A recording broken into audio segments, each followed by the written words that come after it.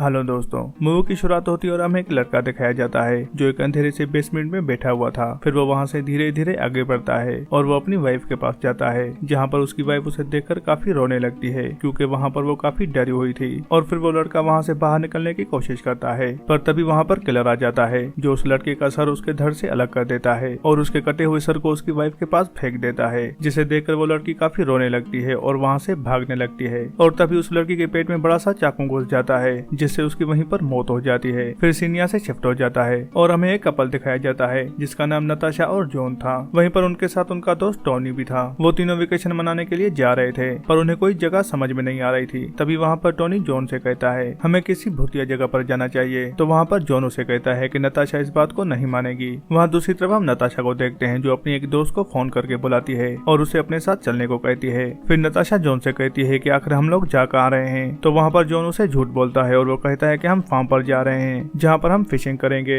और वहाँ पर तुम्हें काफी मजा आने वाला है। फिर अगले दिन वो तीनों निकल रहे थे, तभी वहाँ पर नताशा की दोस्त भी आ जाती है जिसका नाम एम्बर था। फिर वो चारों अपने सफर पर निकल जाते हैं, जहाँ पर उन्हें रास्ते में काफी देर हो जाती है और अभी अंधेरा होने वाला था। तो वहाँ पर वो एक बार में जाते हैं जहाँ पर टोनी सबसे पूछने लगता है उस जगह के बारे में, मगर वहाँ पर उसे सब जाने से मना करते हैं और कहते हैं कि तुम वहाँ पर नहीं जाना, वहाँ पर काफी खतरा है। तभी वहाँ पर टोनी के पास एक बूढ़ा आदमी बैठा था जो टोनी से कहता है कि तुम उस जगह पर मत जाना, क्योंकि सालों पहले मैं अपने दोस्त के साथ वहाँ पर गया था और वहाँ से मैं अकेला ही लौटा था। पर टोनी उस बूढ़े आदमी की बात को इग्नोर कर देता है और वहाँ से जाने लगता है। तभी उसके सामने एक आदमी आ जाता है जो उसे कहता है कि उस जगह पर मत जाओ, वो काफी खतरनाक है। पर टोनी उस आदमी पर गुस्सा करने लगता है और उसके साथ बदतमीजी करता है। तो गुस्से में आकर वो आदमी उसको 40 फार्म का पता बता देता है और टोनी की बदतमीजी का बदला लेने का ये एक अच्छा तरीका था। फिर वो सब उस बार से निकल जाते हैं और रास्ते में काफी रात हो गई थी, तो वो रास्ते में ही टेंट लगाते हैं और आग जलाकर वहाँ पर बातें करने लगते हैं, जहाँ पर नताशा सबको मना करती है उस फार्म पर जाने के लिए। मगर वहीं पर एम्बर काफी एक्साइटेड थी उस जगह को देखने के लिए और नताशा टोनी से उस जगह के बारे में पूछने लगती है। तो वहाँ पर टोनी उसे बताता है कि जब मैं छोटा था तो मैंने उस जगह के बारे में काफी कुछ सुना हुआ था। वहाँ पर एक कपल रहता था जिनका एक बेटा भी था, मगर वो दिखने में काफी खौफनाक था, मगर उसके पेरेंट्स उसे काफी प्यार करते थे। और वहीं पर टोनी नताशा से ये भी कहता है कि वो कपल कैनिबल थे, वहाँ पर वो लोगों को मारकर खा जाते थे और काफी समय तक ऐसा ही चलता रहा। फिर एक दिन कुछ लोग उसके घर पर आते हैं, जिनमें से पुलिस वाले भी उसके साथ थे, क्योंकि उनको शक हो गया था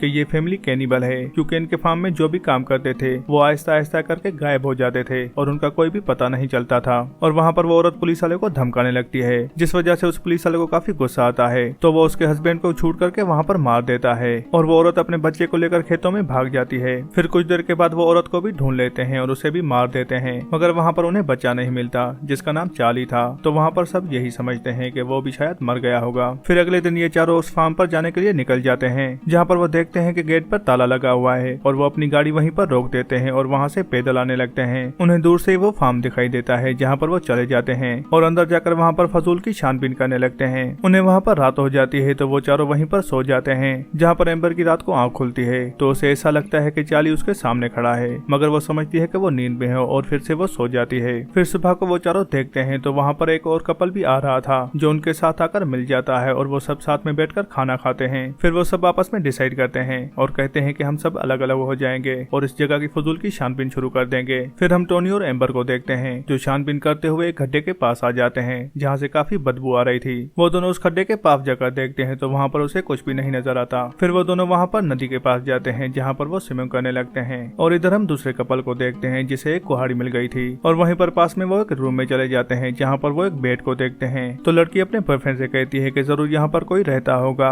और वो उसे ये भी कहती है कि हमें यहाँ से जल्दी जाना होगा और सबको ये बात बतानी होगी। पर जैसे वो आदमी बाहर निकलने लगता है तभी दरवाजे के पास ही चार्ली खड़ा था जो उसे उसी कुहाड़ी से मार देता है। ये सब देखकर वो लड़की काफी डर जाती है और वहाँ पर चिल्लाने लगती है। फिर वो जल्दी से दरवाजा बंद करती है और वहाँ पर छुप जाती है। चार्ली वहाँ पर दरवाजा तोड़कर अंदर आ जाता है और उसे ढूंढने लगता है। तभी वहाँ पर उसे थोड़ी आवाज आती है तो वो उसे देख लेता है और पकड़ लेता है। वो उसे बालों से पकड़कर टायर पर मारता है जिससे वो लड़की वहाँ पर बेहोश हो जाती है। फिर चार्ली ट्रक को धक्का देता है जिससे उस लड़की का सर ट्रक के नीचे आ जाता है और उसकी मौत हो जाती है। और वहाँ पर दूसरी तरफ हम टॉमी और एम्बर को देखते हैं जो नदी में एंजॉय कर रहे थे। तभी वहाँ पर टॉमी की नजर चार्ली पर पड़ती है और वो पानी से निकलकर उससे बात करने के लिए आता है। ऐसे बेवकूफी वाले काम सिर्फ टॉनी ही कर सकता है। पर चार्ली उसे हेलो है का कोई जवाब नहीं देता और वहाँ पर उसे मार देता है। ये देखकर एम्बर काफी डर जाती है और वो नदी से निकलकर भागने लगती है। पर चार्ली उसे पकड़ लेता है और उसके मुंह में अपना हाथ डालकर उसे चीर लेता है जिससे एम्बर का मुंह मुंह फट जाता है और उसकी मौत हो जाती है। और यहाँ पर हम नताशा को देखते हैं जो फार्म हाउस के बाहर बैठकर अपने हस्बैंड का इंतजार कर रही थी, मगर जॉन को बाहर आने में काफी देर हो रही थी। तो नताशा अंदर जाकर उसे देखने लगती है। वहाँ पर जॉन बेड के नीचे छुपा हुआ था